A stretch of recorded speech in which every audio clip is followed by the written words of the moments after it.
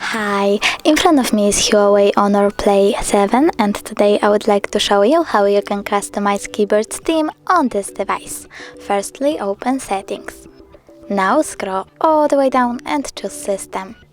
Then Languages and Input, Virtual Keyboard and keyboard that you're using. Go into Themes and pick Custom, then tap on Start. Click on Add Image and pick a photo that you want to apply by tapping on it. Here you can pinch it to scale and drag it to move. Then adjust background darkness by swiping left or right.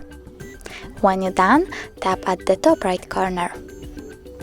Over here you can tap on the switcher next to symbols or key borders to enable or disable them.